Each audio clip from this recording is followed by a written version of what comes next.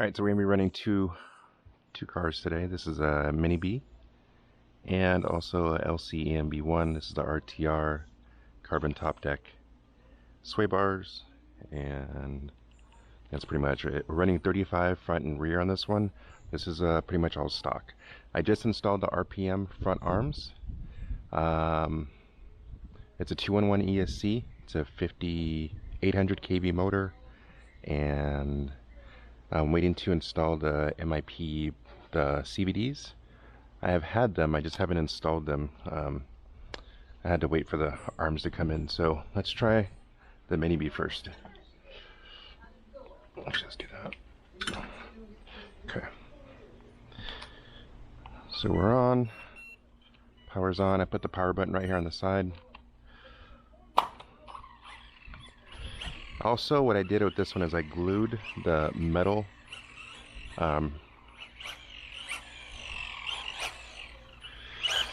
it's a metal servo ring. I glued it onto the servo, which has a lot of play. And I do notice right away that this car has a lot more steering now, which you got to be kind of careful for now, because now, oops. Alright, let me get a couple times around the track and then let's see if we can get it to jam. I feel like the back's a little bit too high right now. Let's lower the back just a little bit. I keep pushing that power button because that's how I pick it up. So let's try that now.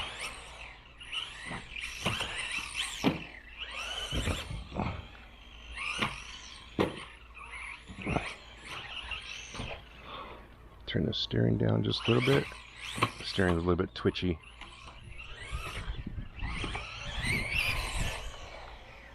There we go. I think we have it all dialed in now. So we get a couple good runs. So the Mini B is interesting because it's very lightweight, so it kind of floats in the air.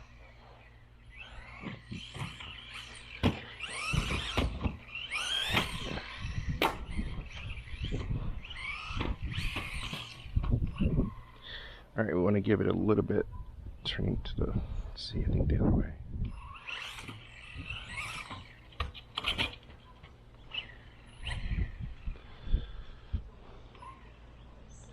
So one of the first things I notice now is because that slop is gone, now it's a little bit almost too twitchy. So that slop actually has a good feeling for me around the track. But let me just get used to this a little bit, and maybe I can tell you how I feel about it.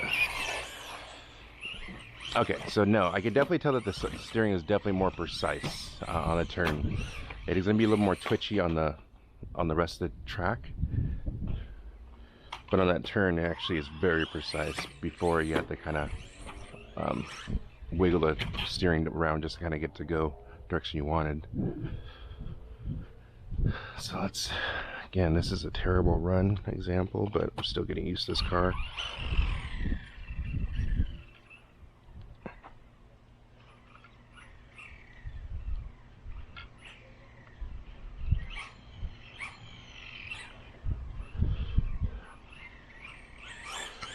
Okay.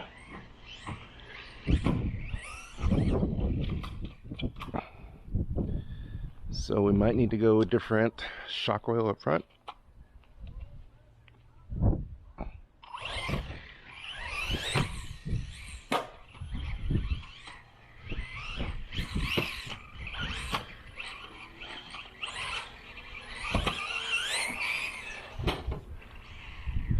Yeah, I think I need a different shock oil up front. I'm not sure though. Let me try to keep driving this thing.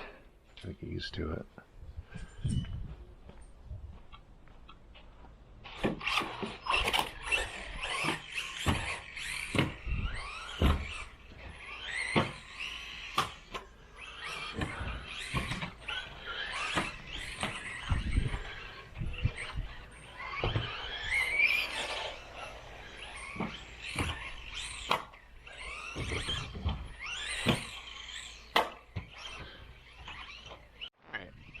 Got a couple laps in, had to switch out a battery real quick.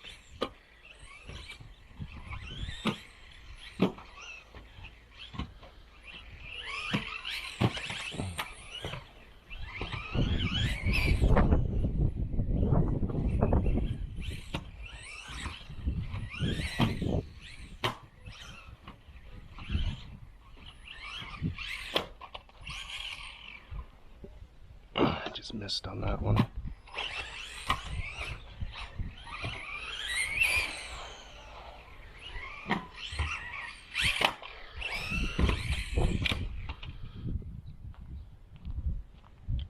Give it a little bit more steering and see how that feels again now.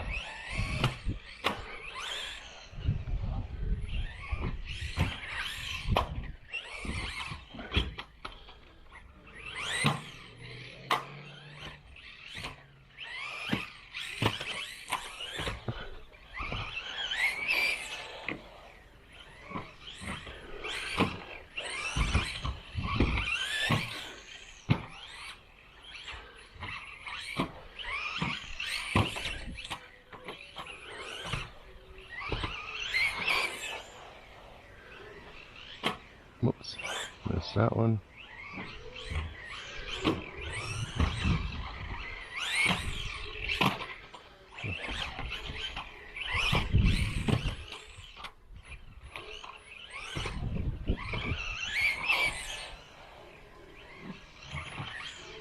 So air control in this car is kind of different from an all-wheel drive car. So what you're actually doing is you're keeping throttle through the jump just a little bit.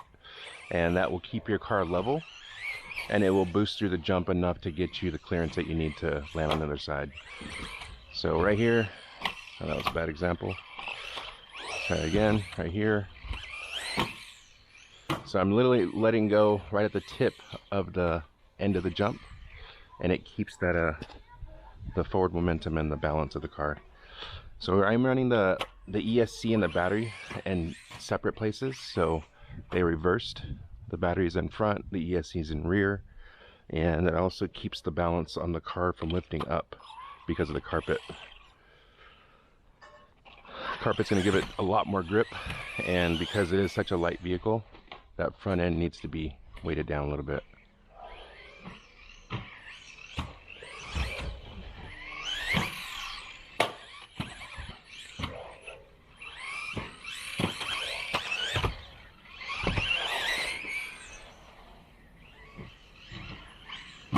Oh, barely made that.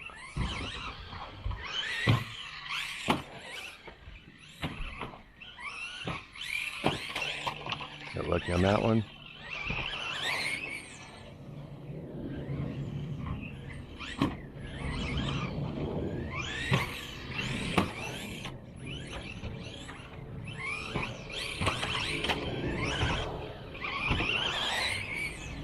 So I tried running the stock tire on the carpet. It's way too much slippage. So this is a pin tire that we're running. It's a Pro Line, and these run really good on the track. So hooks up really nice.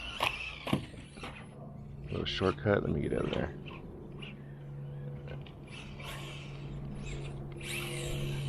Come on. I don't know what happened.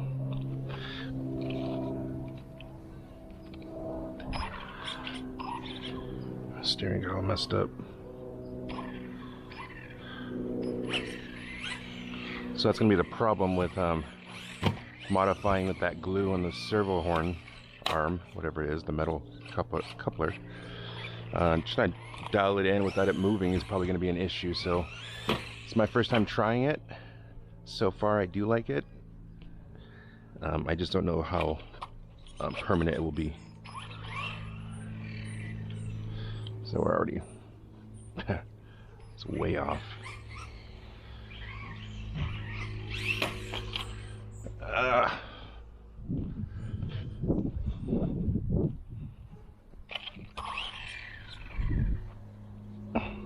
Yeah, so now it keeps moving and I have to keep readjusting it, so let's see if that's it.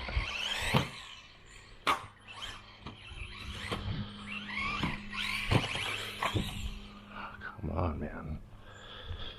So yeah, I think front shock oil, I think a little bit thicker. And this servo thing is really messing up right now.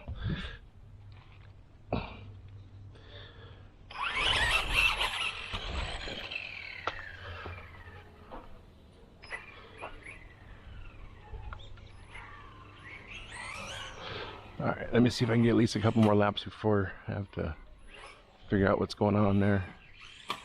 Can't even get over that, jeez.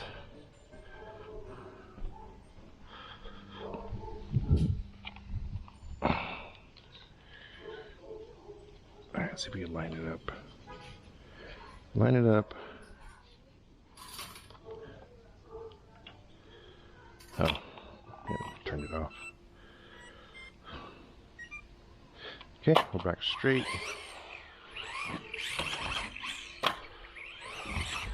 So that ESC is not the best, but it's what I have. It keeps the car light. It's a 2-in-1, and it drives well around the track, so.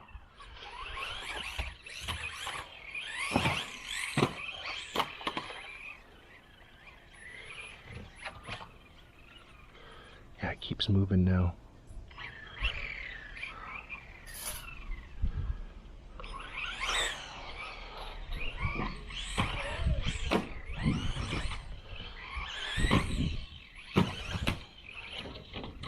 Now it's driving to the right, jeez.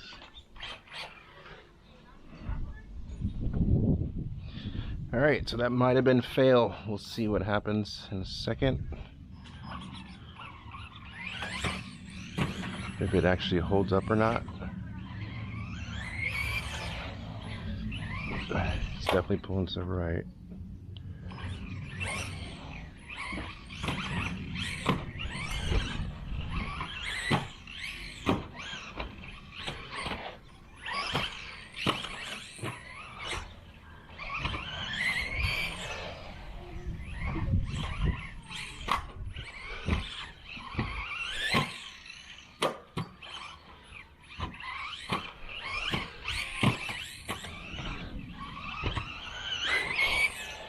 Definitely have to run this thing on times to see how it does.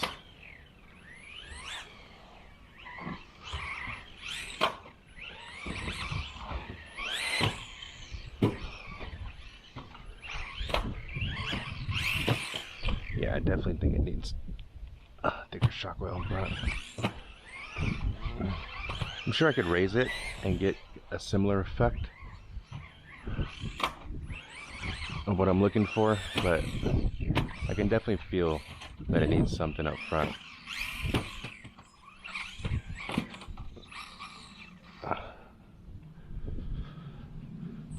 Steering situation is kind of weird.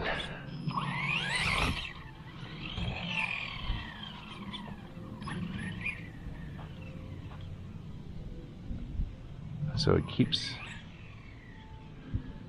drifting off.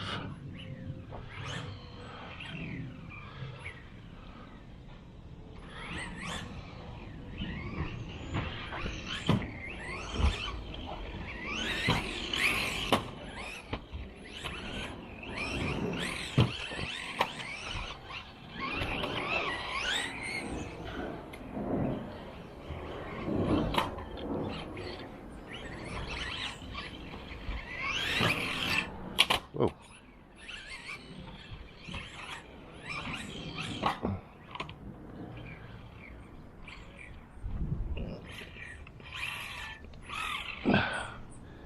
Come on.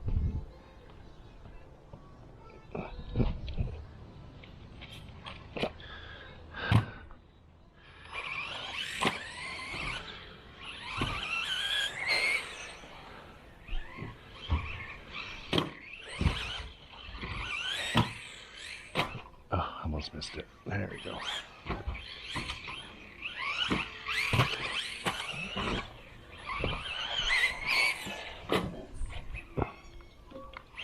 There we go again, that's steering.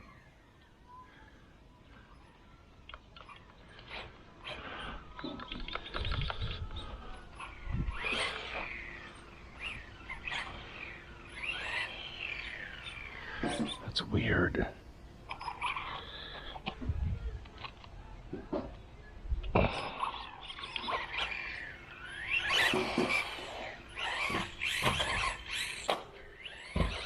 So now it looks like it's getting stuck on that glue, so it either needs to stay there or needs to come off.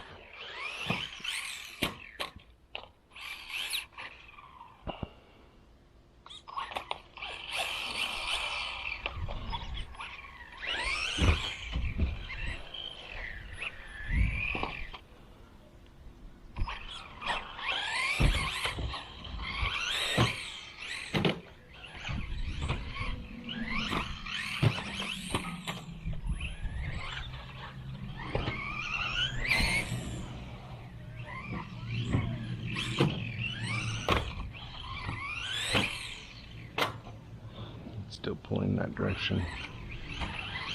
I'm constantly trying to get this steering to dial in, so I know it's not the car itself, I know it's the ESC, but I'm driving it the best I can right now. Almost.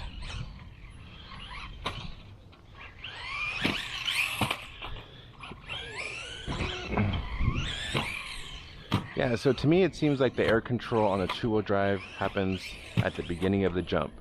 And in the all-wheel drive, it could happen almost anywhere. Unless, I'm assuming that if you have a higher power motor, that you'll be able to do it. But just from this amount of kV, it seems like the air control definitely happens in the beginning of the jump. So that's basically just throttling through the jump just slightly, enough to keep your car leveled out. There you go again, you gotta fix it again.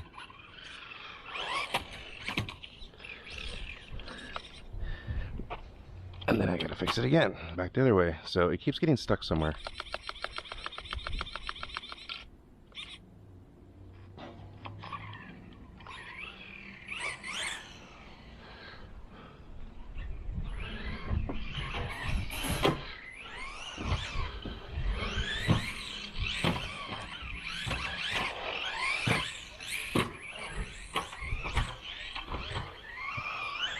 Pulling to the right, to left right now.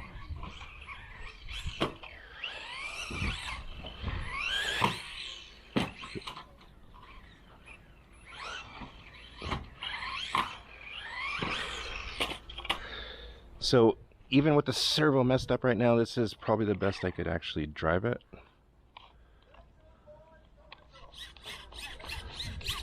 And I'm assuming it's because I made that modification. So let's look at it real quick.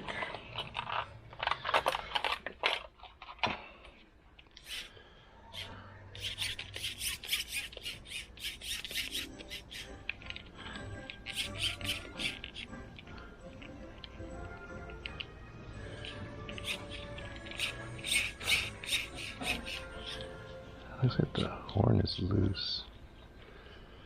Alright, so we'll fix that in a second. Now let's try to drive the EMB1. Okay. So now the EMB1's up. And let's get you all set up.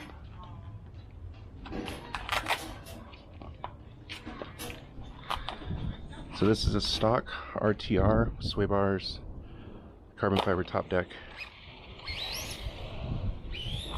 And it's going to be a huge difference on the way they drive, so let me get used to this one real quick.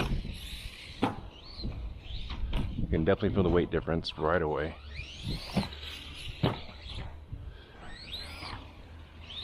Should have drove this one first. Maybe kind of messed up my driving a little bit.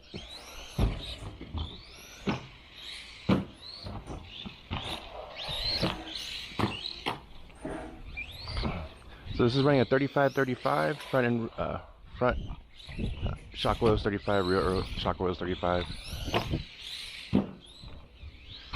Stock motor, 17 tooth pinion.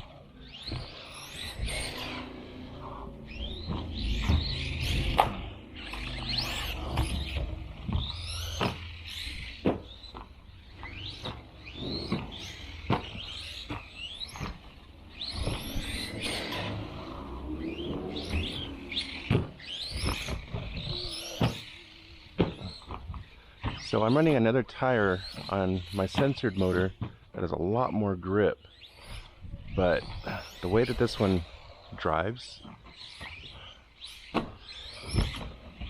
I can honestly probably drive either one and be completely okay with it.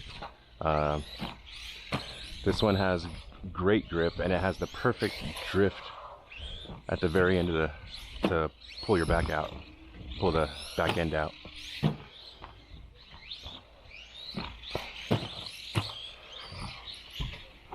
Get back over, there we go.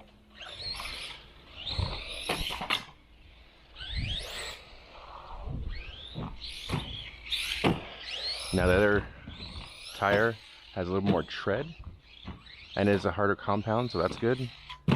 But in cost-wise, cost is $11, $12 with the rims, compared to this would be $20 for the set of the LCs. But the LC is definitely a track tire, there's no question about it.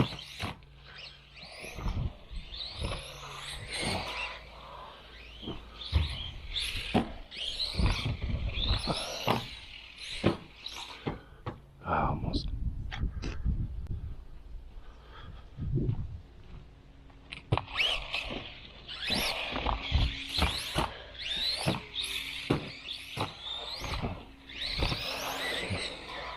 Ooh. Almost rammed into that dragon's tail.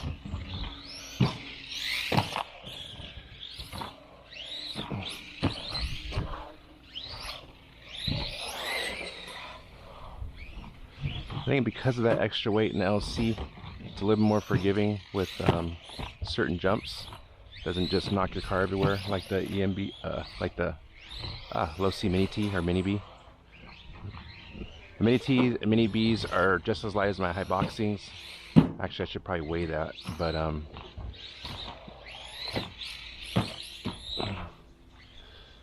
I think there's a fine line between having a very lightweight car and having a proportional weight car that's balanced, that doesn't traction roll, that feels great around the track. So I think the RTR is really hard to beat as a race ready vehicle. The kit car, I have 2 of them now. Actually I have 3 of them. Well, I have one that's going to be built very soon, and it's really not that big of a difference. You're looking at the sway bars, looking at the titanium coated shock shafts and extra springs.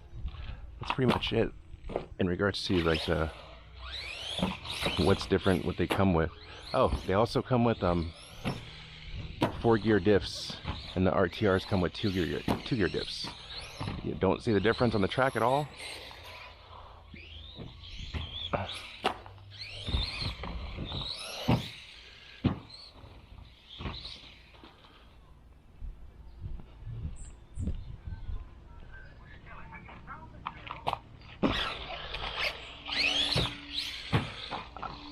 Every time I run every single LC that I have, I notice that I don't think I have a favorite. I think they're all equally really good.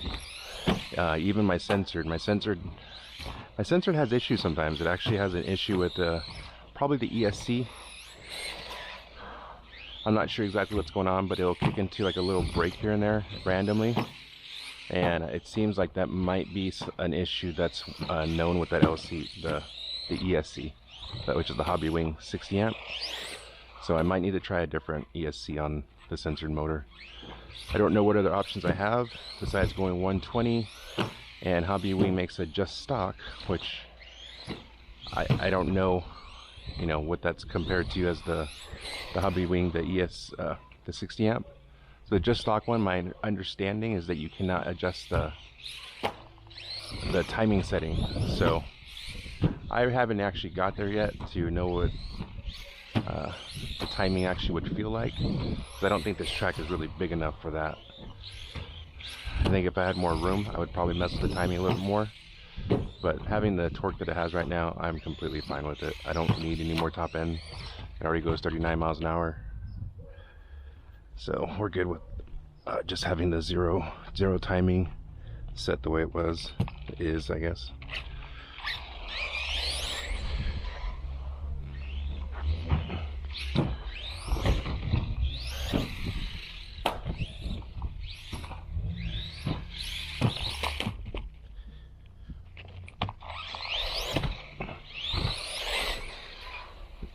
Man, this motor's fast. So every time I go back and forth with this motor and the 10 shock, I always think the 10 shock is the same speed. Then I race the 10 shock and then I'm like, well, maybe it's not. But I pretty much get the same times on both vehicles. I just need to do like a top end comparison, if anything, but they're both very capable around the track.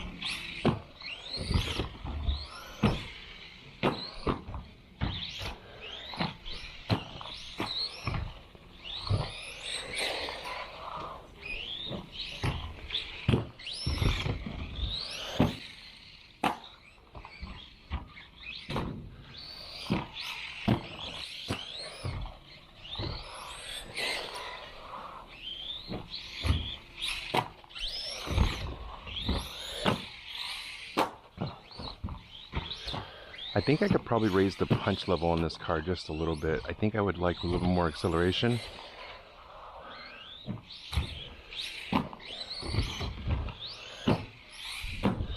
But that low end speed helps you kind of get around the track a little bit easier.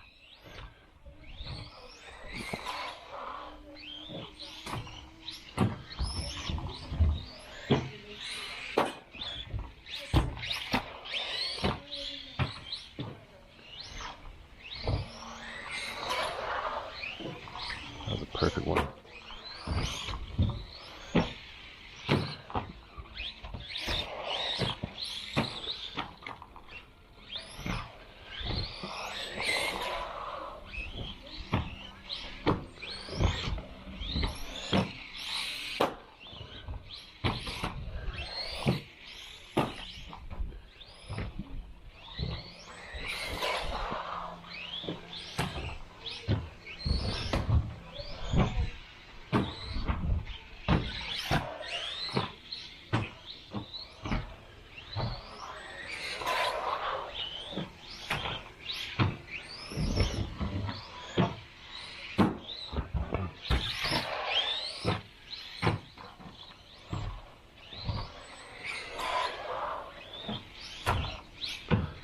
Tires just hook up.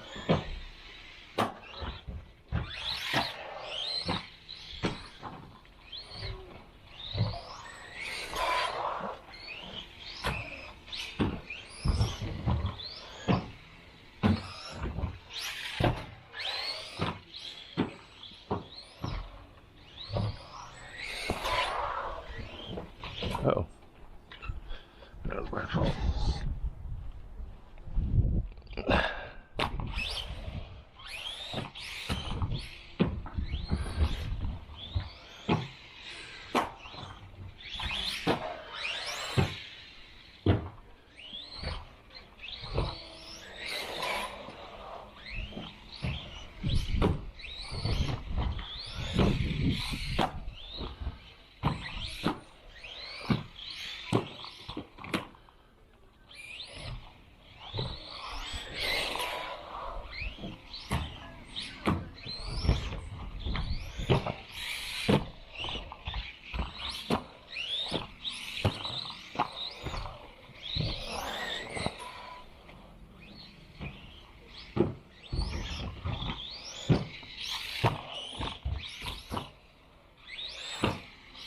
Nope, almost.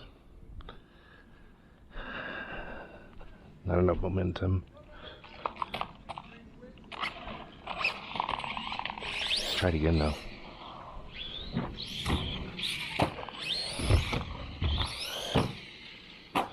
So what I want to do is I want to get the back corner like that. Boom. There we go. Perfect. So that comes down into where you drop in from the step up, step off. Not... That was a bad one. I hate having my nose up that high. Let's try it again.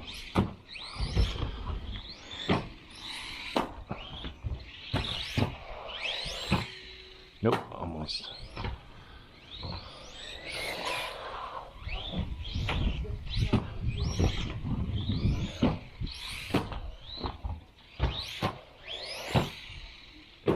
Nice. Go get it.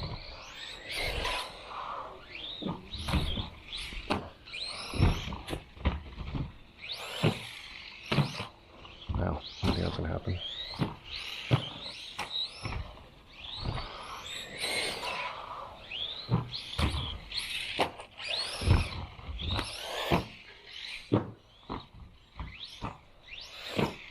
Nope, wrong one.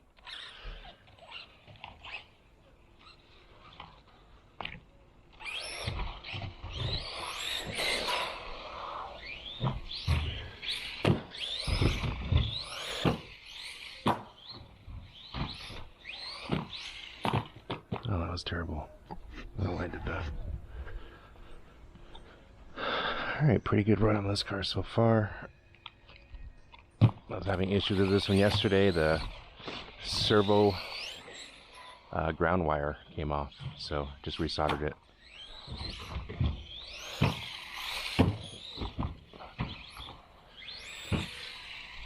Nice.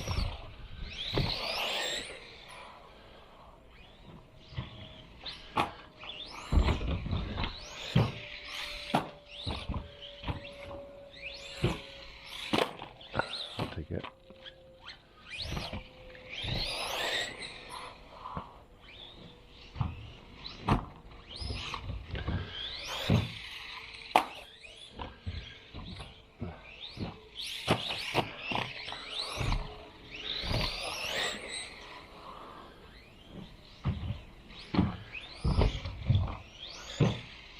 Nope. I knew that was gonna happen. Too far over.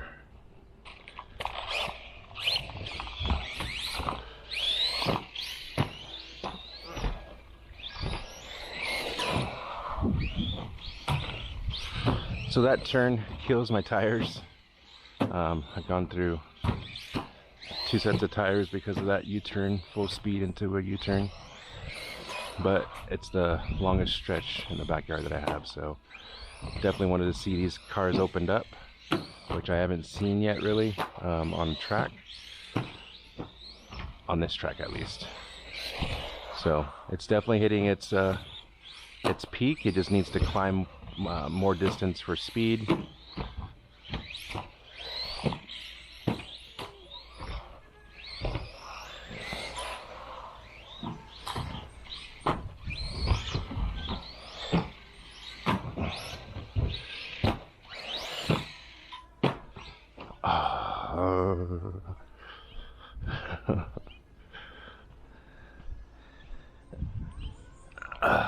All right. My son's watching Addams Family.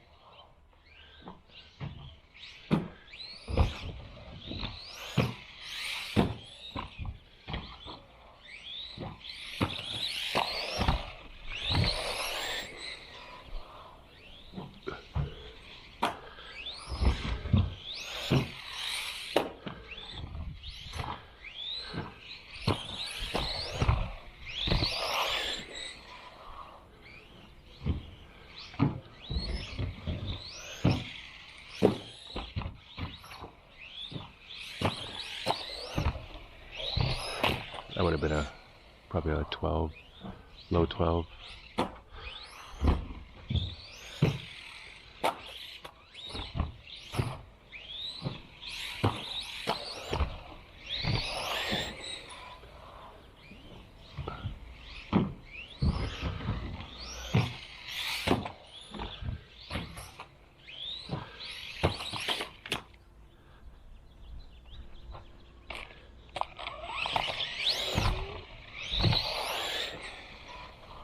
I think the battery's getting low, hopefully. It's a long run.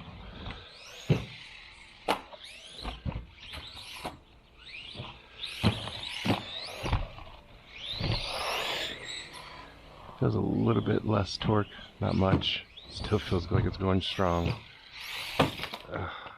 Hate that.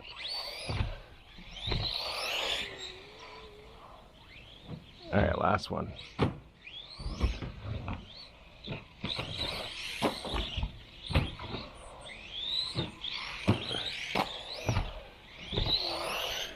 Yeah, that's it. That's a good run. Alright, so that's my RTR EMB1. This thing's an absolute beast around the track, and it's one of my favorites.